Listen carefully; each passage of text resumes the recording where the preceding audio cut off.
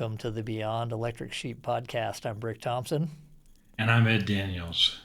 Ed, it's good to talk to you. We've just been chatting before we started recording here, and we're talking about an interview that I haven't seen yet, but heard about, where Sam Altman was talking to Joe Rogan on that podcast, on Rogan's podcast. And actually, just the little article I saw about it said that Altman was saying ASI, artificial superintelligence, is right around the corner. And then I dove a little deeper, and it turns out he's been saying that it's going to be here in 2030, 2031. But then you go a little deeper, and it sounds like OpenAI is really getting ready for it sooner than that. They want to make sure that they've figured out safety and how you can do containment and so on by 2027. Yep. So it seems like this is around the corner. So a couple things I wanted to just kind of get your take on. One is, how do we know when we're at AGI and when we're at ASI? Artificial general intelligence or artificial superintelligence. Right. And then the second half of it, after we talk about that, is okay, what does this mean in terms of how things might change and safety issues and that type of thing? Right.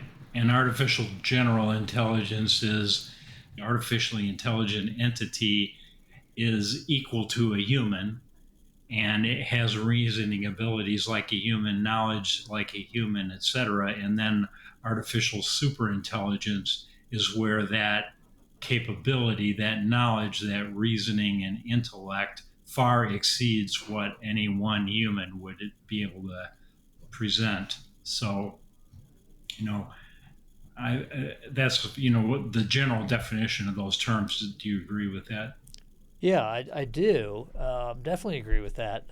But then the next question comes up for me, are we already at AGI?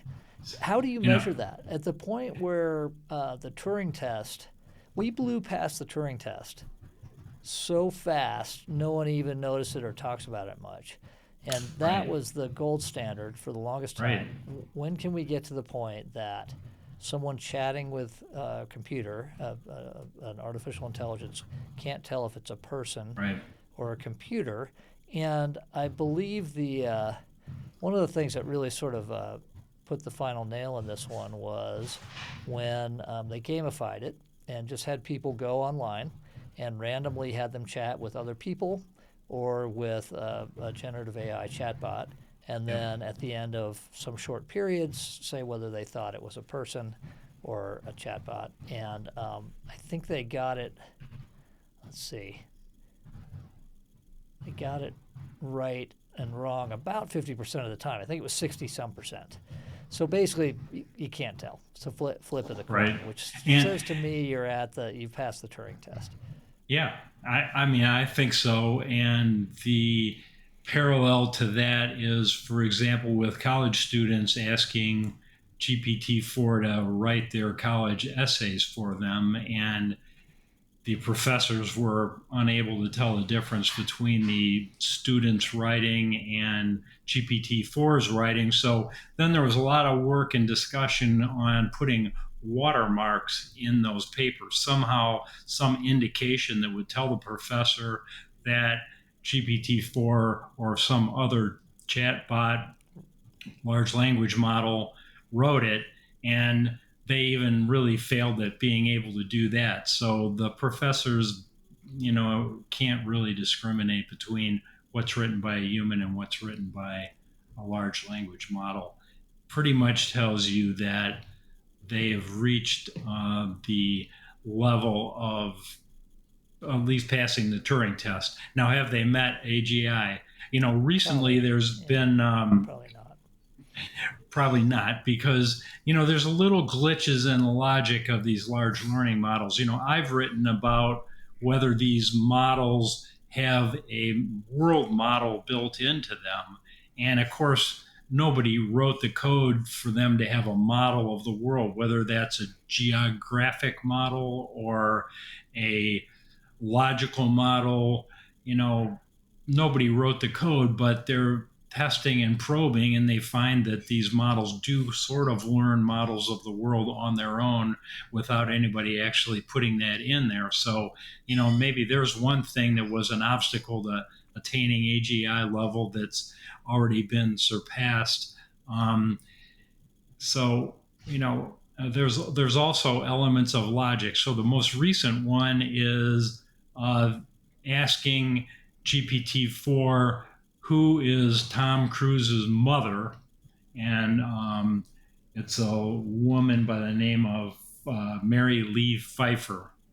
And so then the person interacting asked, okay, and who is Mary Lee Pfeiffer's son? And it said, well, I don't have that information. Interesting. So there were little glitches in the logic that are in there. And I tell you, some people pick that apart and they say, oh, that proves it. There's no way. These models do not really understand. They're not anywhere near the human level, and they're never going to get there. But, give me a break. I don't buy that. Yeah, no, they're good. I mean, I think it's clear they're going to get there. It probably isn't there yet. I was telling you about an example. I used the ChatGPT Plus Advanced Data Analytics. It used to be called Code Interpreter. Yep. I asked it a question with that turned on, and it came up with a little thing said working on it, and a button next to it said show my work. And I clicked on that, and it showed me the Python code that it wrote and executed to get my answer. And so that's not quite the same as general intelligence, but it's getting close to maybe just functionally being the same. Probably not there yet, but getting there. Which reminds me, slight segue, but back when Nick Bostrom wrote his book on superintelligence, and then Max Tegmark wrote his book, Life 3.0. Those guys said, well, there's a couple of things you really should never let an AI do.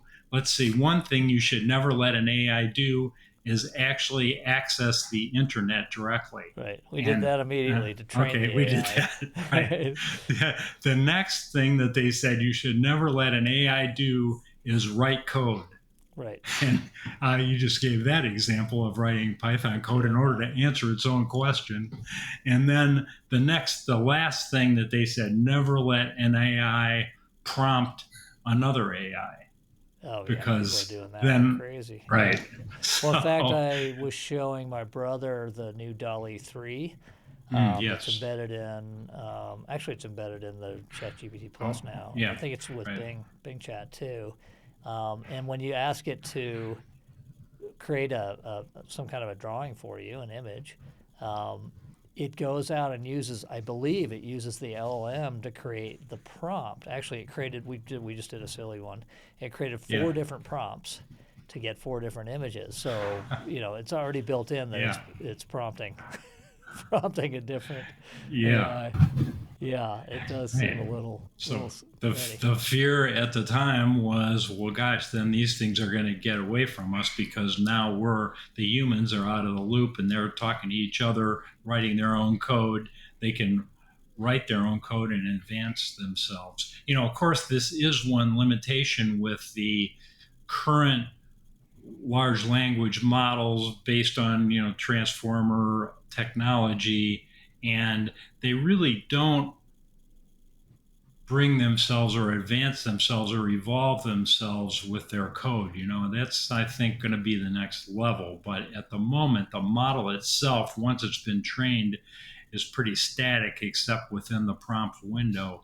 So don't you think, though, that engineers will start using AIs to design AI chips and to improve code and to improve strategies for training and all of that stuff?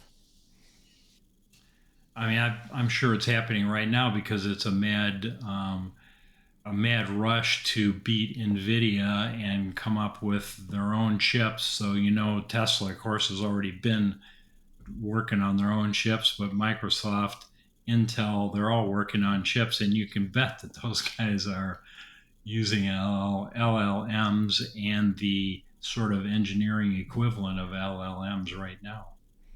Yeah. Okay. So anyway, I have no doubt we're going to get there. Got to be close to AGI. I mean, not to be a conspiracy theorist, because I generally reject that type of thinking, but I wouldn't be surprised if Google or OpenAI has AGI running in the lab somewhere.